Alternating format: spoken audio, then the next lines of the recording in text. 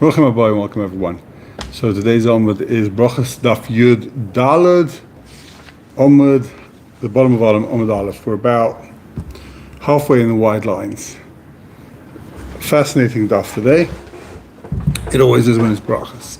Says the gemorah, Amar Rav, says Rav, Kol Noisein Shalom Lechaveiroi Kodesh Yispalel Ki'ilu Asoi Bama. If you go ahead and you say to your friend, Shalom, peace. Shalom is the name of Hashem, as we will see. So if you say, Shalom, before you daven, Kodesh Yispalel Ki'ilu Asoi Bama. It's as if you made him into an altar. And you're not allowed to sacrifice on a bama nowadays. It's asa. So basically, it's a way of saying it's asa. You're not allowed to say shalom to someone before you pray. Why? Because before you praise man, before you use Hashem's name to bless a person, first bless Hashem. That's the general idea. Why Davka? The Achronim speak about why Shenemar, because it says in the verse, Chidlu lachem min ha'adam asher nishama ba'apai, go away from a man that has a soul. Ki b'ma nechshavu. In what way is he considered? Ki b'meh. So al tikri b'ma, how is he considered? Ella bama. He's considered a avodah zarah. So before you pray, before you converse with Hashem, don't talk to man, or certainly don't say shalom to him. Don't say bless him with peace. Now the Achronim discuss why is it considered a bama. Of all the things you could say that it's also, why are you saying it's a bama? So what they explain is that it's a bit of a machlokes Achronim. Is it because you think you're saying hello to your friend in the morning? Wow, what a nice thing! What a mitzvah to be friendly to someone, to greet him, to be kind and nice and cheerful and happy. It's the greatest mitzvah. Benon l'chaveiroi, great mitzvah. A bama is also a mitzvah when it's done at the right time. Before there was a Beis Hamikdash, a bama was a mitzvah. So you think you're doing a mitzvah, but really the bama is an aveira. So just like anyone who worships, according to this opinion, anyone who worships on a bama, he doesn't think he's doing an aveira. You think you're sacrificing to Hashem, you think you're doing a mitzvah. Also, this guy, he thinks he's doing a mitzvah of chesed, of love, charity to people. Really, it's an aveira. Just like a bama, he thinks he's doing a mitzvah. Really, it's an aveira. Others say, no, it's a slightly different pun, that you think that a bama was a mitzvah sometimes. A bama before the Beis Hamikdash was mutter, was a mitzvah. But now it's asa. So also this guy who's saying shalom to his friend, after you daven, it's a mitzvah. But now, before you daven, it's an aveira. That's why it's like a bama. Says the gemorah. Says the gemorah.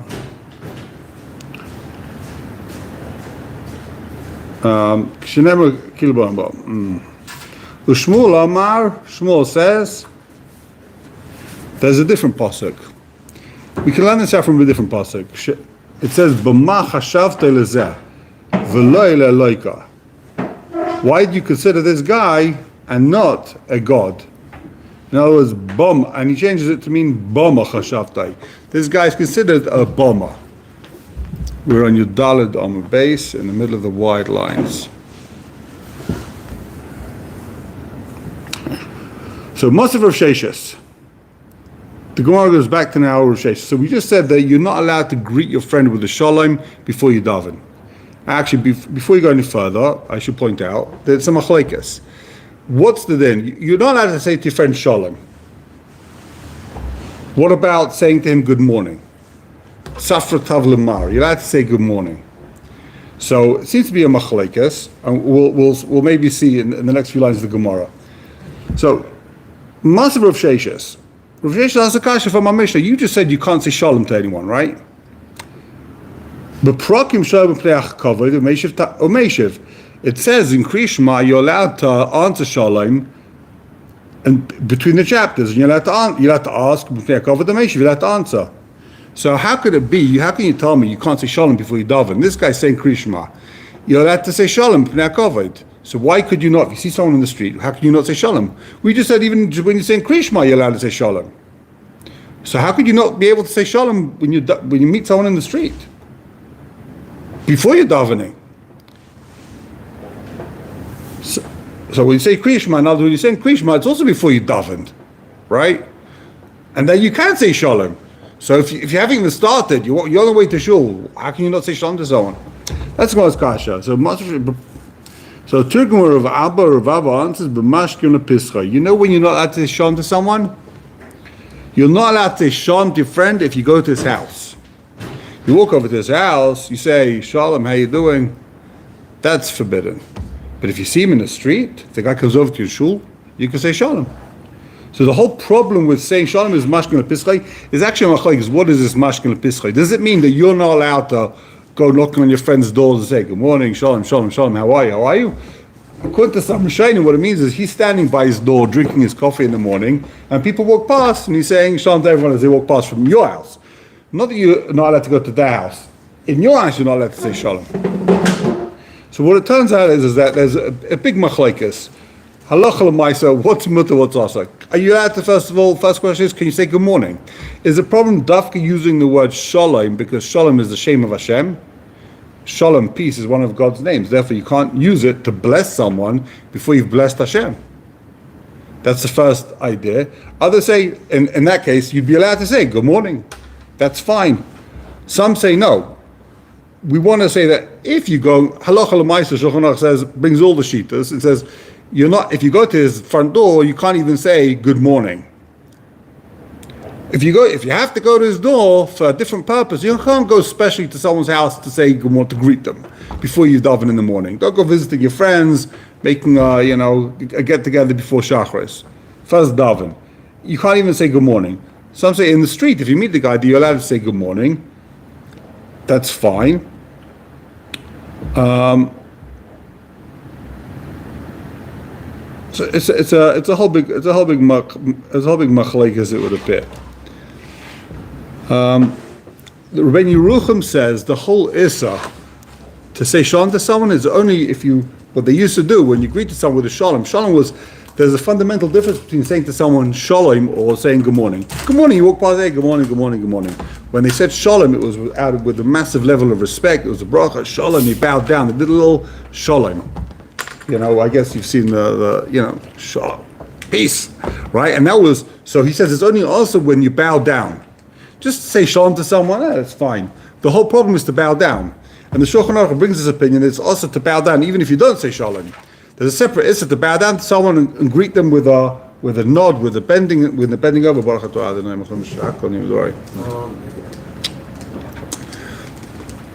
Oh. Now the Shulchan Aruch says that guess what? Shulchan Aruch says that after you've said brachos in the morning, there's no problem with greeting someone. Now what you're going to be thinking to yourself is, what do you mean? The gemorah asked here from Kriya Shema. How can you say it's problematic to greet someone with a shalom? You can even greet someone with a shalom when you're saying Kriya Shema. So how could brachas help? If saying brachas Kriya Shema doesn't help, why would saying brachas in the morning help? It's a good kasha. It's a big kasha. Shulchan Aruch says you could be makel after you said brachas in the morning to say shalom to people. I'm makpid the whole day never to say shalom to anyone, just in case I wasn't yet to with the brachas. Just in case I didn't say brachas, even in case my tefillah wasn't miskabel. You didn't say your jerk. That's why it's like a bomber. Why is it like a bomber? It says if you don't say shalom to someone, if you say shalom to someone before you daven, it's like a bomber, because just like a bomber, you think you're doing a mitzvah, you think you're serving Hashem, and really it's Nevera here also. You're saying shalom, you think you're doing a big mitzvah, really it's Nevera. But really it's a big mitzvah to say shalom to people. Okay, says the Gemara. We never know how valuable it is to say, give a guy a shalom aleichem, how you doing? We think it's nothing, what did you do? No, it's important. It could be very useful. You come out and save a guy's life. Totally. Says the Gemara, Omar V'yena, Omar V'zera. Okay.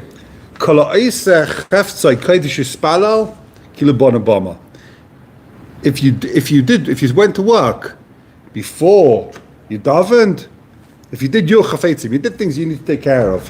You went shopping, you sent out your emails before you davened. That's like you did a bama.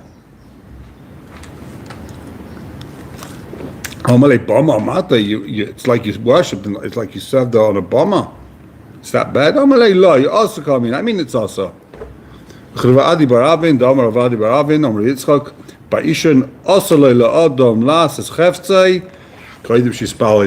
to do what you need to do before you daven. It says in the pasuk, tzedek lefonov yaloich v'yosem l'derech pa'amov. So some changes gears here to also leilech derech lefnei sheyaseh chafetzov lefnei sheyspalal. What's the right gears of the gemorah? Is the gemorah telling me you're not allowed to work, you're not allowed to do things before you daven, or it means you can't travel before you daven? If you have to go to America, first daven, before you go on the bus, before you take a long bus ride, you should first pray. And that's the mashmais of the pasuk, v'yosem l'derech pa'amov, and however you translate that. So tzedek lefonov yaloich, you should speak righteousness in front of him, v'yosem l'derech pa'amov, and you should put the way should be your. I'm not sure how you translate this. I'm not sure what. There's several different options over here. So some say it means you can't do any work. Some say it means you can't go on a derech. What's enough community going to be? So first of all, what the medayik is, you can't do your chafetzim before you daven. What about chefsei shemayim? You got to go shopping Friday morning to buy food for Shabbos. Are you allowed to do that before you daven? Some want to bring a right from here that you can. It's only also to do your things. If you've got business to take care of, that you can't do. But if you have to do a chesed, you're allowed to do it before you daven. You got to go shopping for Shabbos, you're allowed to do that. The only thing you can't do is your chafetzim, things that you need to take care of. And they bring here some Mefarshim bring here the Rabbeinu Bechaya, the Chavis Avav, explains like this: why can't you work before you daven? Because really, you don't need to work at all. Hashem should just shower down shefa on you. The only reason why you work is, well, he brings two reasons why you work. One is that you have an assignment in life. If you don't have to work, you sit back. You'd have no assignment to cheat, to steal, to lie. Working is the playing field where you're tested. Are you going to be a good Jew or not? Are you going to be a good person or not? That's when you work. That's where you have most of your challenges, or a lot of your challenges in life. Especially financial challenges, honesty challenges. So you have to work. Hashem said you got to work in order that you should have these challenges. The other alternative is why should you work? You work in order for, well, the second thing he says is to keep you busy. The reason why Hashem created work is that you should be busy. You shouldn't go ahead and run around and do averos. You shouldn't do bad things. Hashem created work. But the real reason why you're working is not to make parnasa. Hashem says you have to work. Right? It's a gzera, you got to work. But that's not where the parnasa comes from. That's not where your money's coming from. Your money's coming from Hashem. So if you work before you daven, what you're showing is you're not working. You're not working for the right reasons. You're not working because Hashem said you should work. You're working because you want to make money, and you don't trust Hashem's going to give it to you. That's why you're working. That's why you can't work before you daven. If you realize all the shefa comes from Hashem, you're going to first daven, then you're going to work. Amar Rabbeinu Rezera, another memra b'shem Rabbeinu Rezera. Kolalan shivas yomim b'loy chalam nikra ra. If you sleep for 7 days and you don't dream, you call bad. I thought originally this means if you sleep 7 days straight, but no. If for a week went by you didn't dream, you called a bad person. I was in the hospital for a week. I didn't sleep the whole time. So a lot of times we forget, we dream, we don't sleep.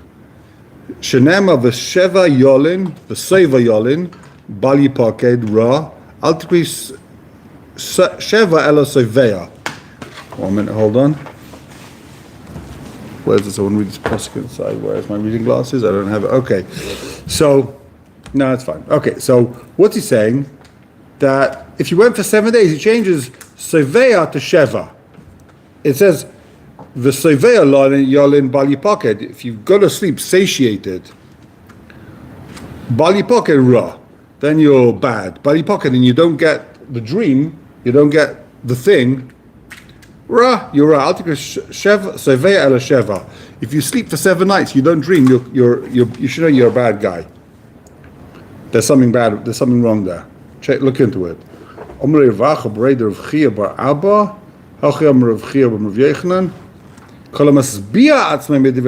If you satiate yourself with Torah, and you go to sleep, you won't have bad dreams, you won't see bad things. If you, it's a good thing. That if you change it the other way, that if you sleep, there's 2 opinions. One is that the first opinion is if you go for 7 days, Sheva Yolin, you sleep for 7 days and you don't dream at all, not bad dream, a good dream, you have no dreams at all, body pocket, no dreams, it means you're not connected spiritually. It means there's something wrong with you. You should look, you're too busy, you're too involved in something, you're not relaxed enough. There's something wrong, something missing there. You should be dreaming at night. You went a whole week without dreaming, look into it. I'll tell you in a second what the gemorah says. And the other opinion, the second opinion, is that it means if you satiated yourself with Torah, not Sheva, Soveya, if you satiated yourself with the words of Torah, then Hashem won't give you a bad B'seira. The gemorah says, what's Pshat? Because every 7 days you got a Shabbos. And if an entire week went by, that means Shabbos went by.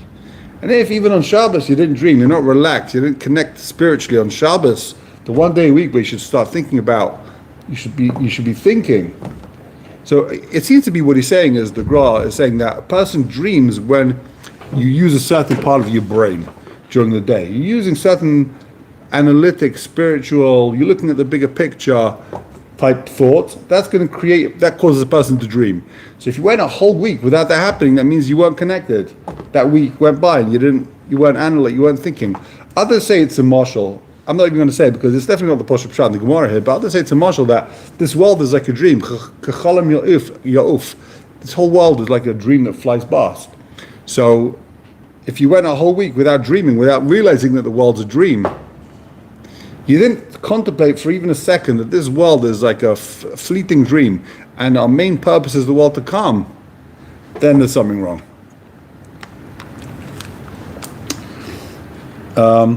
I know some big tzaddikim told me they never dream at all. Like, they're good people and say like, I never dream at all. Interesting. I think people dream and they don't realize. They don't remember the dream. People don't remember the dream. The gemorah says that later on in Brachos, we're going to get that. That a lot of people dream and they don't remember it.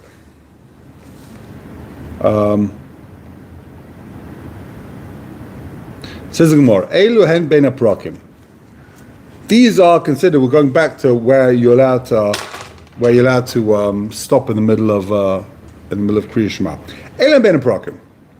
Amar Avavo, Amar Veichanan, Halach Rabbi Yehuda, we pass on Rabbi Yehuda.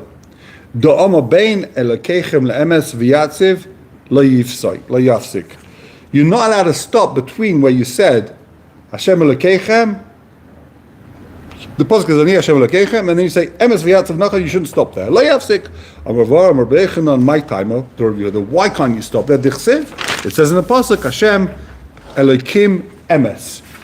There's a separate pasuk that says Hashem elokim emes. And therefore, you can't stop between Hashem Elokechem and Emes. So, Emes. Should you go ahead and say Emes again or not? So you said, again, let's say you're saying Kriya Shema.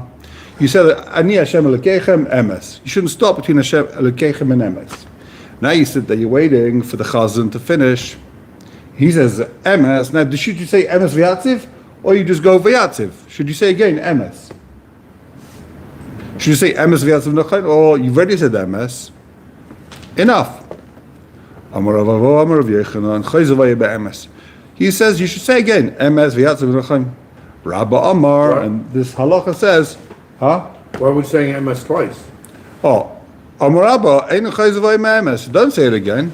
You said it once. That's it. Because we want emes to be connected to also Hashem Elokechem, emes. Because the pasuk says Hashem Elokim Emes, and also Emes is part of Emes V'yatziv Nochem Mekaya. So it's got the word Emes is going on both chapters, before and after. So maybe just say Emes twice. Who the noch is Kami the Rabba? This guy was standing in front of Rabba. Shami Rabba Doma Emes Emes. So Rabba said, "Don't say Emes Emes." He heard Rabba saying Emes Emes. Trey Zimni. What do you mean? I heard Rabba saying emes twice. Amar Rabba, kol emes tafsei lahai. If a guy says emes, it's just because he's running, he forgot, whatever it is. Rihota shel emes, Rashi says he's rushing to say emes, so he said it twice. But you shouldn't be saying emes twice. Amar Rabba, Amar Rav Yosef, sorry. Kol kama malia hamar shmaisa. What a beautiful. He says, listen, I'm about to tell you something that's really good. Listen to this. He's giving an introduction. B'ma malia hashmaisa. Look how amazing this vort I'm about to tell you is. What's the vort? D'chiyasa Rav. Rav came to town. D'chiyasa Rav Shmuel, huh? D'chiyasa Rav Shmuel by Yehuda Amar. He said, Ami b'marava. In Marava they say Arvis, Daba b'nei Yisrael v'mata leihem. For Arvis, for the night tefillah, what do they say? Daba b'nei Yisrael v'mata leihem. And you don't see the whole Parsha of Sitzis, they say, Ani Hashem lakechem emes. You skip the whole thing. They say the first 4 words, right, of Parsha of Sitzis, Daba b'nei Yisrael v'mata leihem, and then skip the whole chapter of Sitzis, because you don't have to Sitzis a night, l'chayra. Ani Hashem lakechem emes. Isn't that a good word? Great Chiddush. Abaye said to my Mali, so why are you being Meshabeach? What's so great about this thing? Rav said you shouldn't say the Parsha of Tzitzis, but if you started, you got to say the whole thing. And they started and they skipped, right? If you're going to tell me that's not called Aschala. That's not called they started it. Once he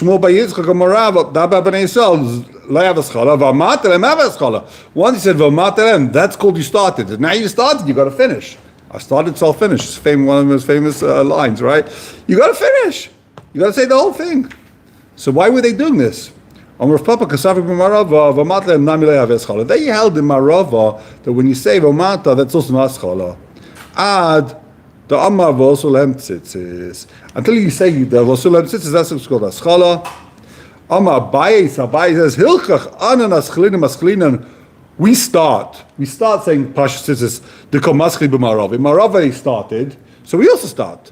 The Chivet aschlinan, once we start, Migma nami gomina. So we say the whole thing, because we hold, the Amar Rav Kan, Amar Rav, lo yaschel v'ymeschel goymer. You shouldn't start saying it, but if you started, you got to finish. So we do like Marav that we start. And once we start, you got to say the whole thing. So that's why we say the whole Parsha Tzitzis. One of the questions they ask here is, how can, we just learned a couple of days ago that you're not allowed to stop a pasuk in the middle. If you start a pasuk, you got to finish it. If you start a chapter, you got to finish the whole chapter. If you start a pasuk, you got to say the whole pasuk. Here, they're stopping in the middle of a pasuk. They chop up a pasuk. How can they do that? How can they chop up the pasuk? And a couple of answers are given. One is that there is a different pasuk that says exactly that. There's a pasuk in Vayikra that says, Ani Hashem lakechem. V'dab Hashem Moshe. How does the pasuk go? They said, Daba b'nei Yisrael v'mata leim Ani Hashem lakechem emes. It's a different pasuk. So you're right. They're chopping up what looks like this pasuk, but there's a different pasuk that says that. So that's okay. But I thought Sukkim and Prakim and the whole state of the Torah was not. I mean, the Torah is Torah. Each sentence, we learned that each sentence, you can't chop up a sentence. You have to say the whole sentence. But I thought it wasn't, the sentences were only... No, the sentences are the sentences. Well, okay. Some say you can't chop up a chapter, you can't chop up a sentence. So there's a few options. Either because some say, look, we say the sentence in the morning, there's only a night. If you say it in the morning, then you can chop it up at night. That's one opinion. Other opinions are that you could chop it up because there's a separate sentence that says this, and there's a different sentence. So really, we're just quoting a different sentence. Others say that it's not called you started. These words are very generic. These words, Daba b'nei Yisrael, v'mata lehem, it's generic. It's not a specific sentence. You didn't start anything yet. It's like saying, V'yem Hashem Moshe leimar. Like, it's a sentence. You didn't start anything, so that's not called you started. Once you start something, if you said Sitzis, what are we talking about? You're talking about Sitzis, then you have to end right there. You can't go ahead and carry on. If you start a specific issue. Okay, we still got a few minutes. Chia Barav, Omar, What did he say? Ani Hashem Elokeichem, tzarich loymar emes. If you said Ani Hashem Elokeichem, then you have to say emes. Lo yamar Ani Hashem Elokeichem. If you didn't say Ani Hashem Elokeichem, ain't tzarich emes. You don't have to say emes. And the Rishonim explain it means you don't have to say the whole emes of moon over. You don't have to say the rest of it, not just the word emes. Talk about the whole chapter. Ask the gemorah, "V'boila dur yitzis Mitzrayim, v'boila kuri yitzis Mitzrayim." You've got to talk about yitzis Mitzrayim. You've got to remember that we came out of Egypt, and you say that in emes emunah. Da'ama. So what's it talking about? He said the following: we're grateful to you, Hashem Elokeinu, our God. You took us out of Mitzrayim. You released us from the house of slavery. You did miracles to us, alayam on the sea, and we sing to you. And Rashi says, what does V'shanulach mean? V'shanulach, take a look in Rashi. And then you finish what we say in Maya. V'shanulach micha moicha bokelim Hashem, beilim Hashem, machuscha ravanecha, Hashem Yilach Le'olam Led, Ad Gal Yisrael Vashkevenu. You say the last chapter, you say Hashem Yilach Le'olam Led. That's what you say. You don't just say V'shanulach, and then you say those psukim. Amr Rav Shimon Karcha said, Lama Kod Mepasha Shema, Tanya Rav Shimon ben Yochai. Said Rav Shimon ben Yochai, the Tana, B'din Rishak Nishma Levahayim Shemoya. Why does Shema come before Vahayim Shemoya? Shezeh lilmed v'zeh lelamed. Shema is talking about you have to learn Torah. V'hayim Shemaya says you have to teach Torah. So why does V'hayim Shemaya v'yayma? Why does V'hayim Shemaya come before v'yayma? Shezeh lilmed v'zeh laseis. This is talking about learning Torah, teaching Torah, and that's talking about doing Torah, fulfilling Torah. Otu Shema lilmed isbei. Lilmed v'lases leisbei. So the Shema only say Lilmoid and Lilamed Velasis, it doesn't have, the first parasha doesn't talk about doing, teaching and doing. Vaksivish, Nantam Kshatim, Uchsaftam. The first chapter also says Vishnantal Levanecha, you should teach your children, and it says Kshatim, Uchsaftam, it also talks about doing. So the first parasha says you should teach and you should learn and teach and do. Vesu, furthermore, V'hayim Shemaya. The second chapter, V'hayim Shemaya, Lilamed, who the Isbei, Vilas is Leisbei, does V'hayim Shemai not talk about actually doing? V'aksiv Kshatim Chsatim, it also talks about putting on tefillin, putting on the mezuzahs on your house. Eli, Ela, Achikama, this is what it means. Bedinu Shiskan Shema V'hayim Shemaya. It should be first. Why? Shazeh, Lilmoid, Ulamid Vilas. It's the first chapter, talks about Lilmoid, learning, teaching, and doing. V'hayim Shemaya Lev'yayim, and the second parsha only talks about teaching and doing. It doesn't talk about learning. Why should V'hayim Shemaya come first? The second chapter talks about teaching and doing. The third chapter only talks about doing, bilvad. So the three parshas, the first parsha says you've got to teach, learn, and teach, and do. Second parsha says teach and do. Third parsha is just do. That's why they're in that order. So, important lesson according to Reb Chaim bar Yochai. Don't teach before you know it yourself. First learn, then teach, and then do. Interesting, you have to teach before you do. Well, something to think about.